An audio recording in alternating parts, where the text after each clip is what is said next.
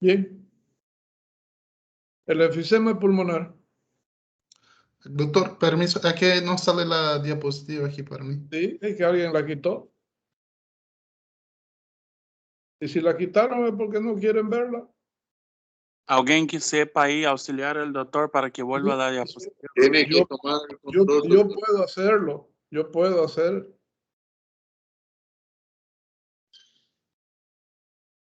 Tiene una Son configuración cosas que no se deben hacer. Perdón, ustedes no tienen la culpa. Pero hay cosas que no se deben hacer. Claro, pues poner nomás que hace eso. A veces no fue porque la persona a veces tiene siempre un botón acá arriba y tomar el control. Sí, pero es que eso no tienen por qué hacerlo ustedes. A veces por si querer, yo no sé quién fue, a veces fue. Yo no puedo tocar un botón de donde me tomo el control sin que me autoricen. Sí. Ya, vamos. Disculpen.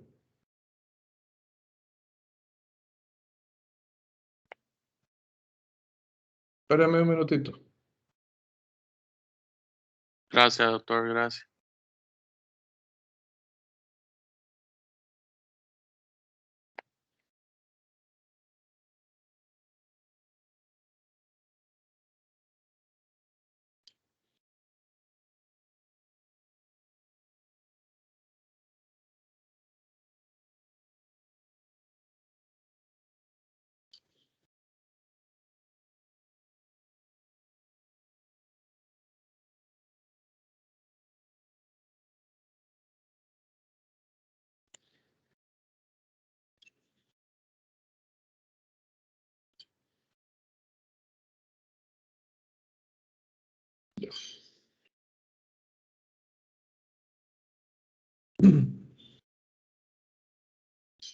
Entonces les decía que, que el enfisema pulmonar es una dilatación de los sacos alveolares,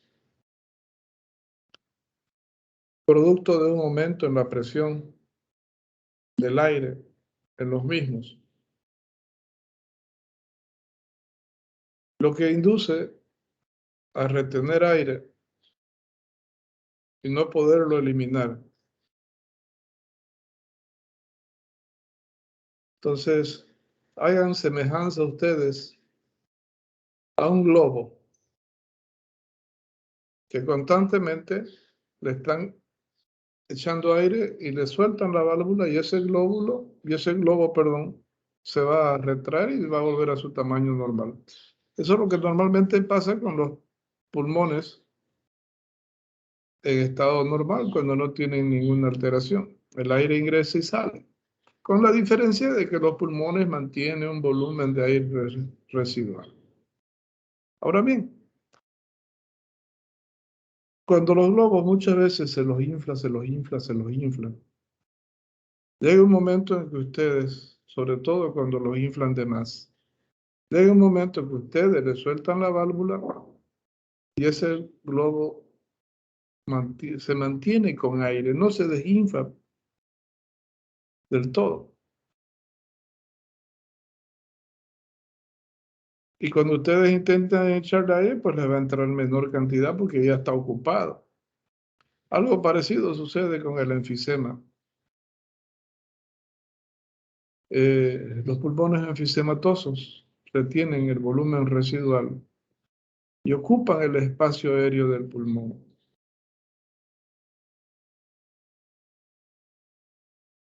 Esto hace que ese pulmón haga el efecto de hiperinsuflación, de que genera ese aspecto de tórax hiperinsuflado o de tórax en tonel, que muchas veces puede estar exacerbado dependiendo del volumen de aire que se quede, asociado a otros efectos inflamatorios o incapacidad de poder eliminar ese aire residual. Cuando el aire ingresa a los sacos alveolares, distiende sus paredes y lesiona sus fibras elásticas y musculares. Y eso hace que los sacos alveolares se vayan distendiendo cada vez más y que vayan perdiendo su elasticidad para poder eliminar ese aire residual.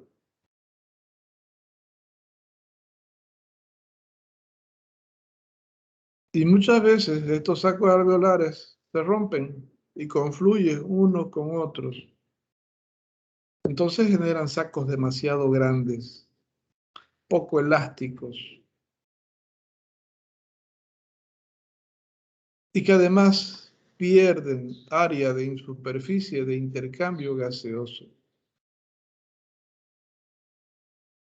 Los enfisemas crónicos originan aumento de espacio muerto anatómico en forma irreversible. Los enfisemas vicariantes originan disminuciones del espacio muerto fisiológico como producto de que estos empiezan a trabajar para suplir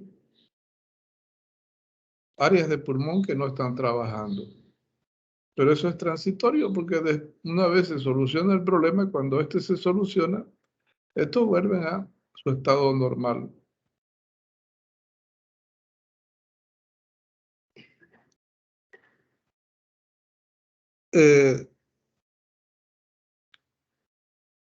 Existen algunos tipos de enfisemas, como ser el enfisema broncógeno, llamado también enfisema obstructivo, el enfisema atrófico o distrófico, donde tenemos el enfisema senil, y tenemos el enfisema vicariante o compensador, que como ustedes, su nombre lo indica, es para compensar falta de oxigenación, ya sea en forma aguda o en forma permanente o crónica. Cuando existen trastornos que obligan a ese efecto. El enfisema de tipo obstructivo o broncógeno está asociado sobre todo a espasmos bronquiolares a nivel de los bronquiolos respiratorios o en los bronquiolos de redistribución del aire, producto de espasmos, contracciones musculares, edemas, hipertrofias, hipersecreciones de mucus, que vayan y obstruyan en forma permanente esta zona y que no permitan el pasaje normal del aire, que originen un problema de sobreesfuerzo muscular para inducir el aumento en la presión del aire para que pueda pasar a través de esta zona obstruida, taponada, estrecha, contraída. Y el aire ingresa, pero hace mayor presión a nivel del saco alveolar y no puede salir.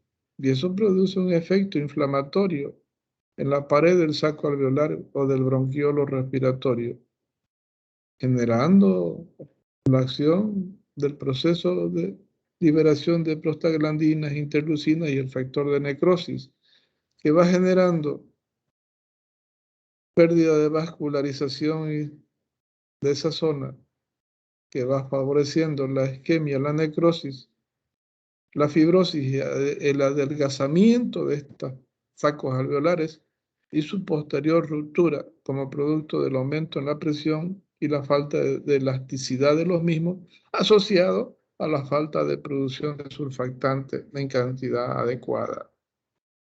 Entonces, de esa manera, empezamos a generar y producimos este efecto del enfisema broncógeno o obstructivo, que lo padecen aquellos pacientes que pueden sufrir problemas de asma crónica, problemas de bronquitis crónica, ¿ya? Pacientes que tienen bronquiectasia. Entonces son pacientes que van a favorecer la producción de este tipo de enfisema. El enfisema de tipo atrófico, distrófico o senil están asociados sobre todo a trastornos de tipo vascular como producto de la pérdida de elasticidad de las paredes en los arteriolas y capilares bronquiolares y pulmonares, como producto de arterioesclerosis, ateroesclerosis, que facilitan la resistencia vascular y la mala irrigación. Perdón, un minutito, ¿ya? Un minutito, por Ya, favor. ya, doctor.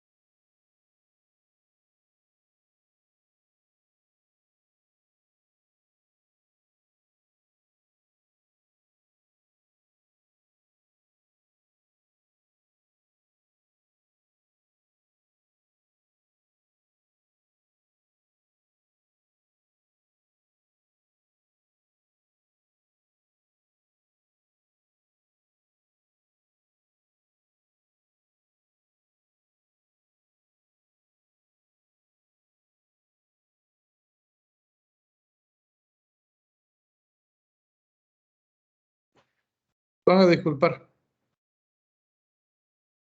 Entonces les decía que el enfisema de tipo senil, atrófico, distrófico, está asociado sobre todo a alteraciones vasculares, como producto de la falta de elasticidad de las paredes que inducen a su contracción, a la vasoconstricción y producen mala perfusión. Y eso favorece los problemas de isquemia a nivel de esas paredes, a nivel de los sacos alveolares. También problemas de hipercolesterolemia, por ejemplo, que inducen a formación de placas ateromatosas que se pueden desprender, como las microtrombos, y que pueden inducir al taponamiento, al espasmo y a la necrosis de esas pequeñas áreas. A ello le podemos agregar que, por ejemplo, los ancianos tienen tendencia a tener deshidratación y aumento en la resistencia vascular, como producto de una disminución del gasto cardíaco o asociado al efecto degenerativo de la edad.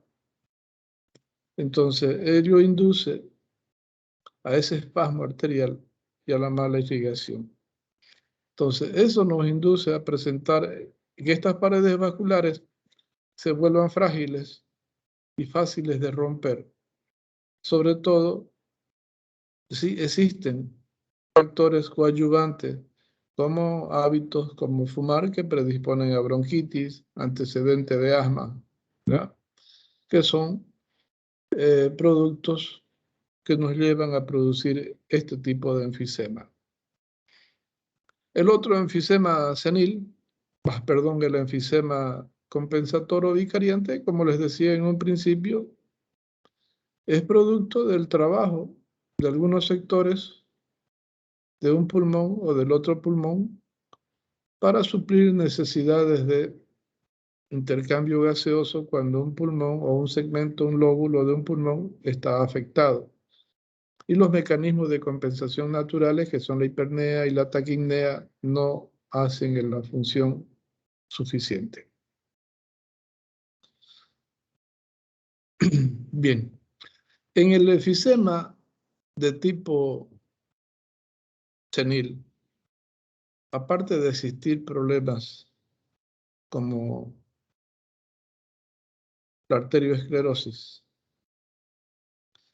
la hipercolesterolemia, también pueden existir otro tipo de problemas que no solamente están asociados a ese factor vascular, sino que también tenemos problemas de tipo genético asociados al déficit de la alfa-1 antitripsina, que ya hablábamos en anteriores patologías, que es una alteración que predispone la acción de las proteasas o enzimas proteolíticas que van y destruyen estas fibras elásticas de reticulina, de colágeno, que están conformando las paredes alveolares o bronquiolares.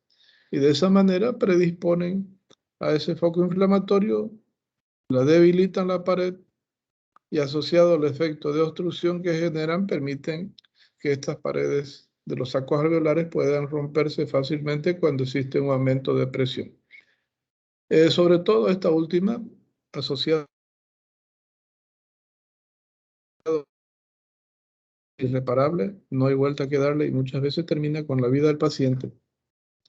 Tomando en cuenta de que los pacientes que tienen enfisemas de tipo obstructivo o de tipo distrófico o senil, por lo general son pacientes mayores, ¿no?, que sufren de estos efectos.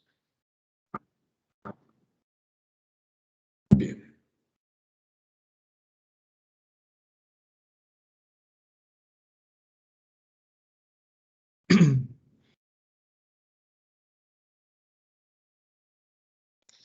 Bien. ¿Qué es lo que sucede cuando se produce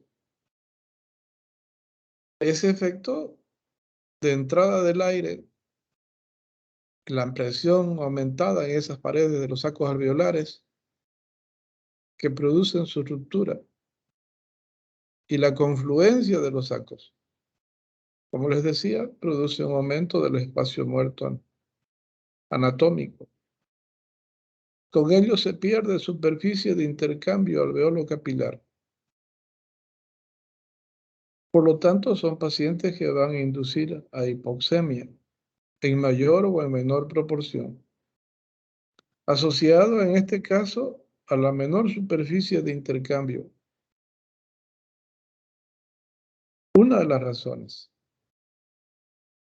Pero también esta retención de aire en esos sacos alveolares grandes, donde pierden su elasticidad y su fuerza de contracción, y que asociado a la obstrucción, al espasmo, al edema, a la hipertrofia de la mucosa y las glándulas, o las secreciones en ese lugar, no puede sacar el aire adecuadamente. Entonces, ocupa el espacio del pulmón en esa zona que está afectada. Y al originar eso nos está generando hipoventilación. Y nos está generando hipoxemia. Y al generarnos hipoventilación, cuando nosotros intentamos meter aire, no vamos a meter la misma cantidad. Entonces, estaremos metiendo menor cantidad normal de aire porque ya nuestro pulmón está ocupado. Lo mismo pasaría si intentamos meter aire con profundidad. Tampoco vamos a poder hacerlo porque va a llegar hasta cierto punto y automáticamente el reflejo de Hering nos va a interrumpir el efecto de la inspiración, como producto de esa sobredistensión por el pulmón ocupado. Y al mismo tiempo, tampoco vamos a poder exhalar en forma forzada esa cantidad que tenemos de aire anormal debido a la incapacidad que tienen los músculos de los sacos alveolares y los músculos expiratorios para poder sacar ese aire hacia el exterior. Entonces eso es lo que nos da ese aspecto de hiperinsuflación torácica con horizontalización de costillas y mayor espacio entre costilla y costilla. Al haber aire dentro de los sacos y al haber hipoxemia, automáticamente se estimula el efecto compensador inducido por la estimulación simpática, que estimula los quimiorreceptores para inducir al neumotáxico a que aumente su velocidad y su fuerza de inspiración, ordenando los músculos inspiratorios a trabajar con mayor frecuencia y con mayor presión. Eso hace que aparezca la taquipnea y que aparezca la hipernea. Entonces intentamos de hacer movimientos inspiratorios forzados y rápidos, ¿no? Que es un mal que padecen muchas veces los pacientes enfisematosos y que es perjudicial para ellos, porque obliga a que el pulmón meta más aire, pero cuando hay el problema que induce a la reactivación del proceso, como secreciones, espasmos, entonces el aire ingresa, pero no llega a salir adecuadamente. Entonces empeora el problema de la hiperinsuflación. De ahí que estos pacientes, lo principal es enseñarles a respirar, que tienen que hacerlo en forma lenta y pausada, para que el aire pueda entrar lentamente y no sobrecargue esos sacos alveolares. Y esos sacos alveolares tengan la oportunidad de tratar de sacar ese volumen sin sobrecargar más lo que ya tienen. Bien, independientemente de eso, entonces, al haber una sobrecarga de aire y generarnos, este efecto nos lleva a ocupación del espacio aéreo del pulmón. Y la hipoxemia, entonces, nos induce a la taquipnea y a la hipernea. Y como eso no es suficiente, en las áreas de pulmón que están libres, que están sanas, donde los espacios muertos fisiológicos no trabajaron, empiezan a trabajar y empiezan a generar intercambio gaseoso, que es otro de los mecanismos de compensación de estos pacientes. Por eso es que empiezan a generar dilataciones en áreas que normalmente no se observan. O se empieza a dilatar el otro pulmón como producto de tratar de compensar y generamos el enfisema compensador vicariante. Y como les decía, puede ser transitorio o puede ser definitivo en los casos crónicos. Y al mismo tiempo, el efecto simpático nos induce a generar taquicardia por efecto inotrópico positivo y también dronotrópico. De ahí que la frecuencia y la intensidad de las contracciones cardíacas se incrementan. Por eso que ustedes perciben taquicardia asociado o taquipnea asociado a palpitaciones y muchas veces dolor torácico como consecuencia de una mala irrigación coronaria que puede inducir a periodos de angina por isquemia de miocardio. Peor aún si existen trastornos como hipertensión o antecedentes de este tipo de problemas. Bien.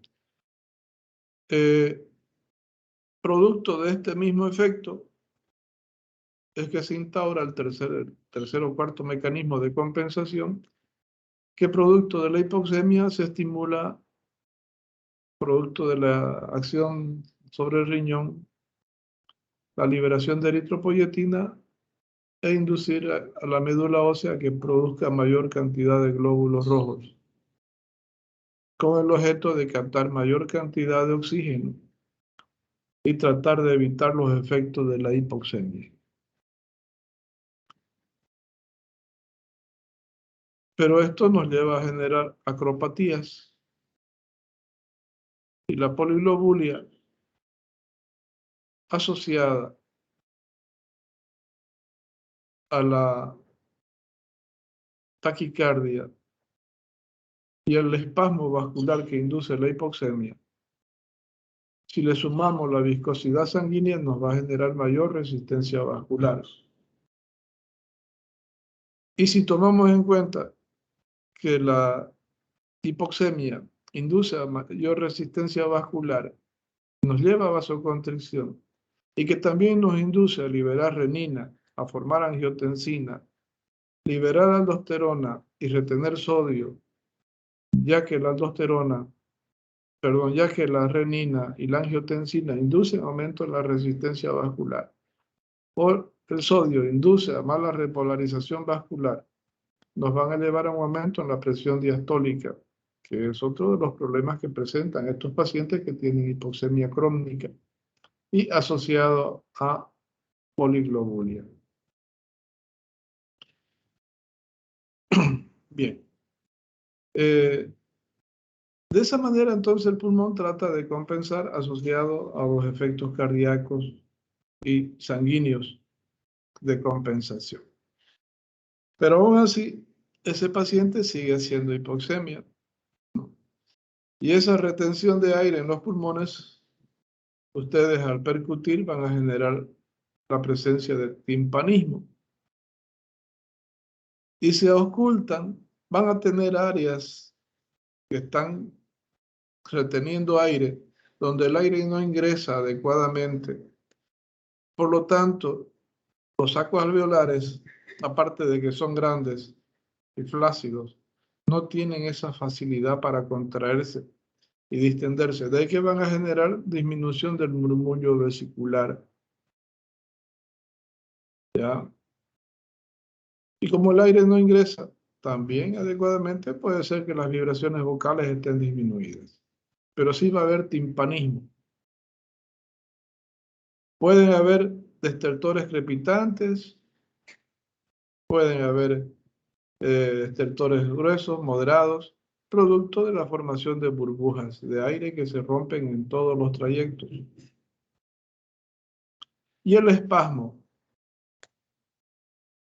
bronquiolar, la hipertrofia bronquial, la hipersecreción bronquial, el edema bronquial, los acúmulos de secreciones que se producen en la zona,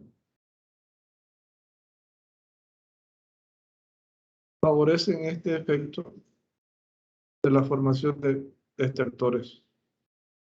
Pero además, estos elementos que he nombrado inducen a producir tos como mecanismo de compensación para despejar esas vías aéreas. Pero al haber obstrucción, la tos va a ser de tipo espasmódica, no potente. Y pueden aparecer sibilancias y estridor como producto, el estridor, del aumento en la presión de los músculos inspiratorios cuando el enfisema no esté muy descompensado. O puede aparecer sibilancia producto de la salida del aire a través de esos espacios estrechos. Si por alguna razón ese pulmón genera retracción pleural,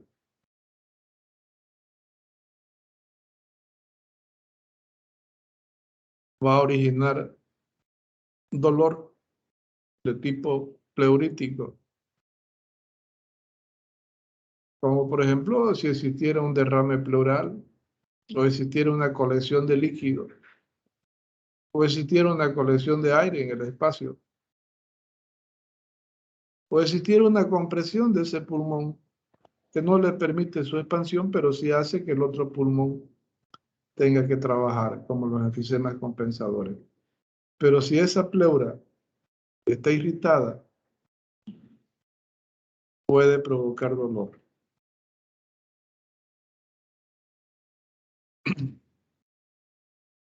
Va a aparecer disnea como producto de esa incapacidad para poder suplir de oxígeno,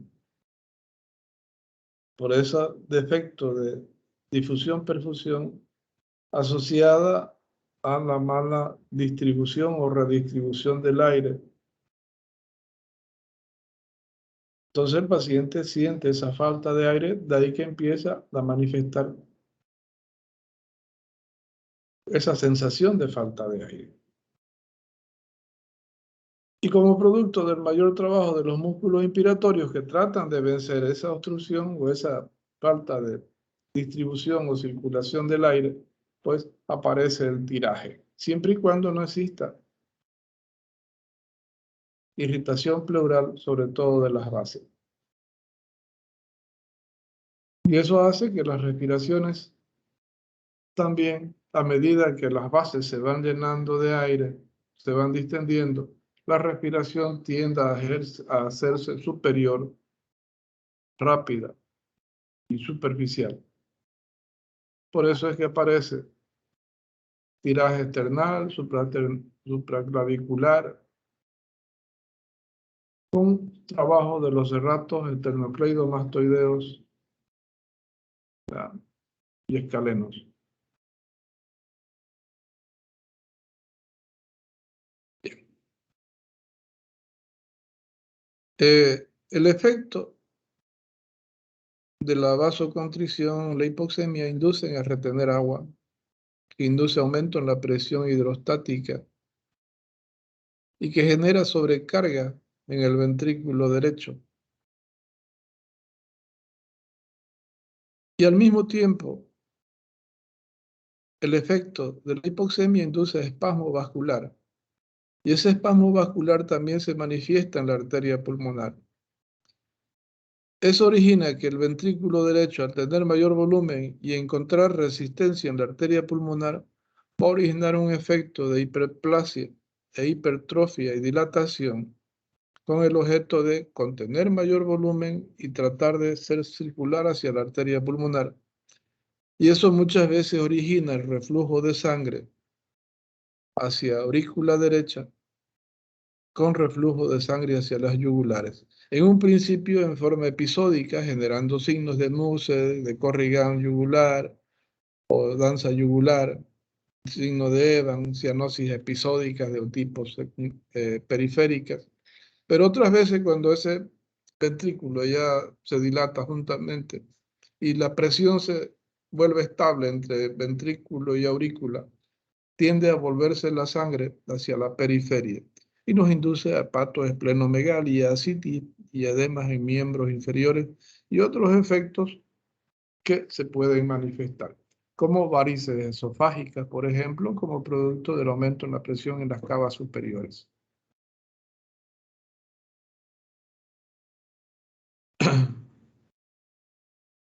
Bien. Entonces, lo que en un principio simplemente eran signos y síntomas de tipo respiratorio, pueden generarnos trastornos de tipo cardíaco. ¿Alguna pregunta, jóvenes?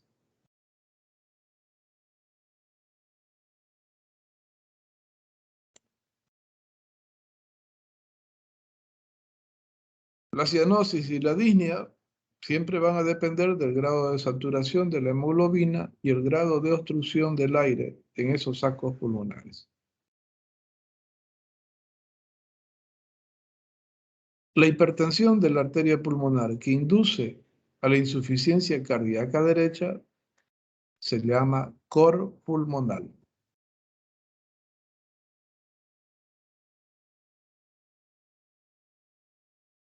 Hay fatiga muscular, hay adinamia, hay cansancio fácil, hay dolores musculares. como producto de la glucólisis anaeróbica asociada a prostaglandina e interleucinas. Y en estados avanzados, como producto de la hipoxia, también sufre degeneración el aparato gastrointestinal y eso nos va a llevar a anemias,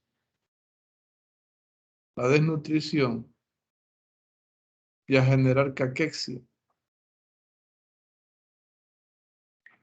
debido al efecto de la lipólisis y la proteólisis, que se instaura con mayor intensidad. De ahí que puede aparecer el signo de rosario costal también, donde se muestran las acropatías en el tórax, ¿no?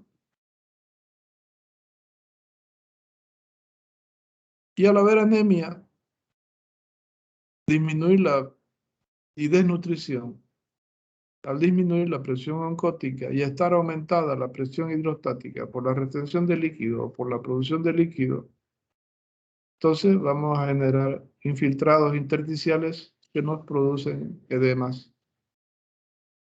sobre todo en miembros inferiores, y que después van generando fascitis o derrames pleurales o derrames pericárdicos, ¿no? Como producto de este efecto de aumento de presión hidrostática con disminución de presión oncótica. Para el diagnóstico de esta patología, lo principal es tomar en cuenta los antecedentes de ese paciente, el tiempo que lleva de afección, la placa radiográfica que muestra, ya les decía, el ensanchamiento entre las costillas, el mayor diámetro entre costilla y costilla, el mayor diámetro anteroposterior y vertical del tórax. Lo mismo que muestra las tomografías, las áreas de ensanchamiento bien definidas, con las lesiones, las dilataciones vasculares, las congestiones linfáticas. Pero aún si hay procesos infecciosos agudos sobreañadidos. El tratamiento es tratando la causa, enseñando, ya les decía, a respirar a los pacientes para evitar la sobrecarga de volumen por el estrés, que facilita el espasmo y empeora los síntomas y signos de este problema. La fisioterapia es indispensable para ayudarlo a respirar mejor y facilitar la eliminación de secreciones que pudieran estar obstruyendo esas vías respiratorias. También se pueden dar broncodilatadores, antiinflamatorios, sobre todo de tipo esteroideos, ¿no? Inmunosupresores cuando se trate de problemas de tipo de déficit de alfa-1 antitricina, antialérgicos para evitar el efecto de la IgE y que faciliten liberación de histamina y espasmos. Mucolíticos para facilitar la eliminación de secreciones.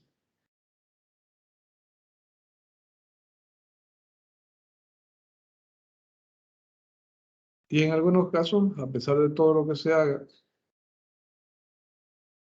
pues se tiene que ir a realizar trasplante cardiopulmonar, porque el daño no solamente fue en los pulmones, sino también en el corazón.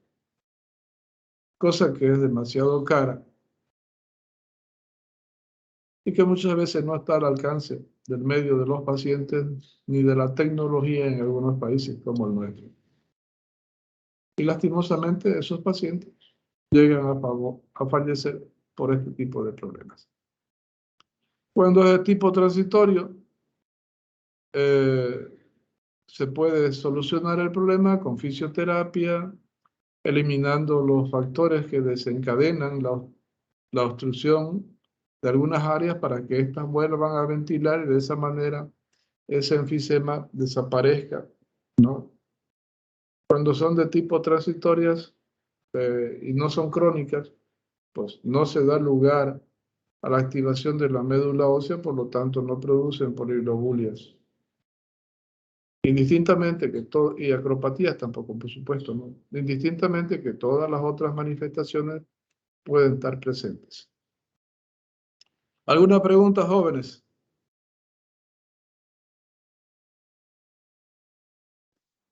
Doctor, yo tengo preguntas sobre los parciales, los temas, Los temas, para el para parciales prácticos.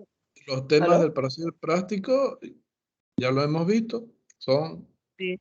Bronquiolitis, bronquiolitis, alveolitis, alveolitis, atelectasia, atelectasia y tuberculosis. tuberculosis. Esas son de práctico. Y de la teoría sería neumonía, bronquitis, alteraciones, respiraciones agudas. Todo lo que hemos visto. Signos y síntomas del En aparato teoría. respiratorio, neumonía, bronquitis, bronquiectasia, tromboembolia, derrame pleural, asma y enfisema que acabamos de ver. Ya. Gracias, doctor. No hay por qué, señorita. ¿Qué otra pregunta, jóvenes? En el diagnóstico de sistema pulmonar. Cuando checamos, tenemos que checar la historia clínica, donde los sujetos trabajan, su ambiente, la inmunoglobulina, como por acaso se no fuera infeccioso o no. A ver, no le estoy entendiendo bien, Igor. No le estoy tenía, entendiendo bien. Está muy entrecortado, lo escucho muy entrecortado y no lo estoy escuchando bien. los diagnósticos, doctor. Dígame.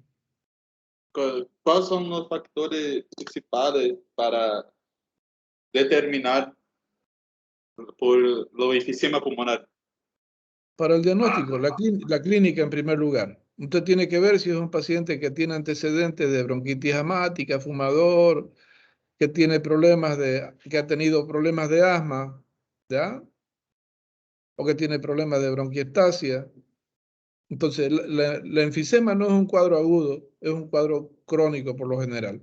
A no ser que ese paciente sufra de un momento a otro una obstrucción como una crisis asmática y que genere esa dilatación y esa dilatación de esos bronquios o de esos sacos alveolares y que induzcan esa hiperinsuflación torácica.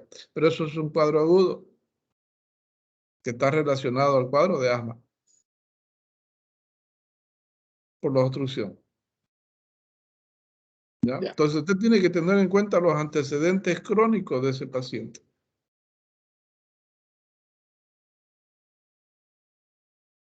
Ayudarse por los laboratorios. Ayudarse por la biopsia.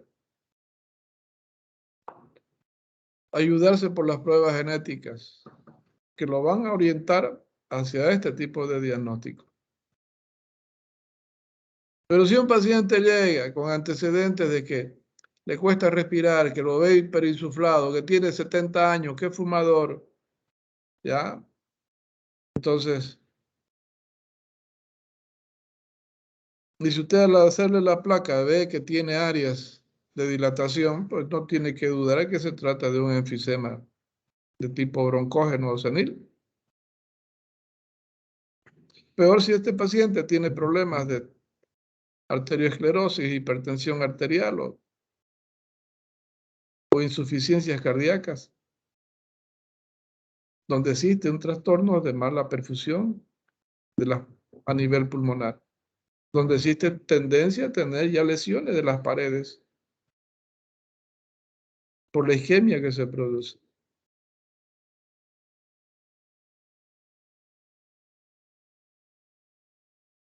Ya, doctor. Listo, muchas gracias. Y tomando en cuenta de que si usted le hace el seguimiento a este paciente, va a notar que ese pulmón nunca llega a eliminar ese volumen de aire que tiene anormal. Usted es un paciente asmático, le hace tratamiento y al cabo de 2 o 3 horas ese paciente está con un volumen aéreo torácico normal, o casi normal, y sin manifestaciones. Pero un paciente enfisematoso no puede hacer eso. le va a mejorar, pero va a tardar tiempo en estabilizarle. Y quizás no lo haga nunca. Y ese paciente siempre va a estar disneico y cianótico. Y con ese aspecto de hiperinsuflación.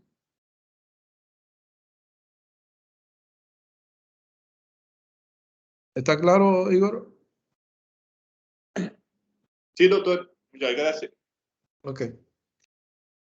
¿Qué otra pregunta, jóvenes?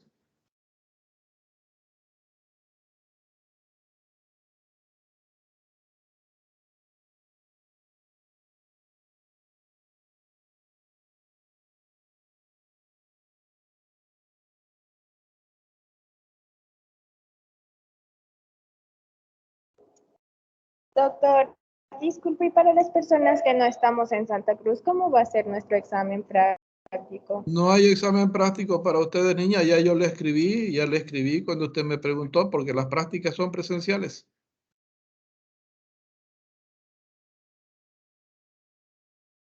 Doctor, disculpe, y no sé si podamos hacer un trabajo, aunque sea por la mitad de la nota, por favor. Si hacen algún trabajo, será por por trabajo de investigación, pero no por práctica.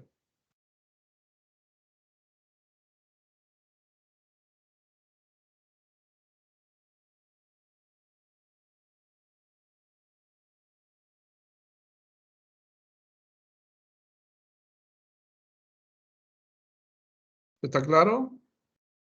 Doctor, estaba mudo. No escuchó. Les decía que si hacen algún trabajo,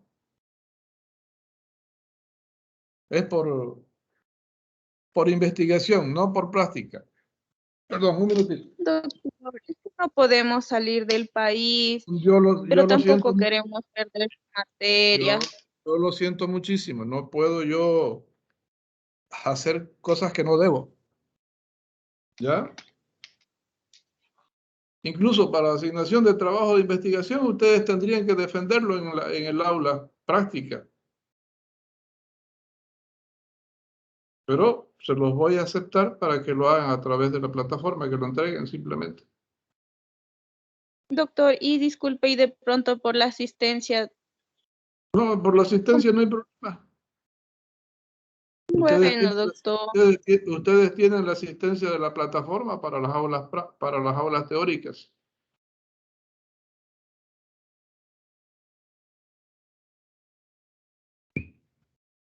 Y es algo que no he tomado en cuenta todavía para el aspecto del examen práctico en aula. No he tomado en cuenta la asistencia. Les he permitido que aquellas personas que se han inscrito recién pues puedan rendir su examen. Y el hecho de no tener vacuna no es motivo para no venir a Bolivia. Ya les dije que aquí están Doctor, vacunando. Aquí están queremos vacunando. salir del país. No nos van a vacunar porque nos dicen después de 3 meses, porque recién nos dio COVID. Eso no es motivo. Y tenemos, Doctor, eso no es motivo. entiendo, doctor, que están vacunando en Bolivia, pero aquí sin la vacuna no podemos salir y nosotros tenemos que pasar por Perú, todo Perú, y después igual al inicio de Bolivia nos van a pedir la vacuna. De hecho, No, Perú lo único que les piden es prueba de... disculpe usted. Lo único que les piden es prueba de PCR negativo, prueba de COVID negativo. Es lo único que les piden. No les piden vacuna. Eso es lo que le piden a los viajeros. Para venir acá, para ir a cualquier parte. No vacuna. En Europa quizás Doctor, están exigiendo. no, doctor. Para entrar a Bolivia sí están pidiendo la del PCR. Nosotros al momento de salir de Bolivia tenemos ese certificado, pero nos dio COVID hace poco aquí en nuestro país. Y para nosotros poder obtener la vacuna no. ¿Cuánto tiempo hace que le dio COVID? Disculpa, no voy a discutir ese aspecto a través de la plataforma. ¿Ya? Si ustedes gustan, vienen y pasan clases. Si no lo gustan, lo dejan. Es su opción. Ustedes sabían de este aspecto desde el momento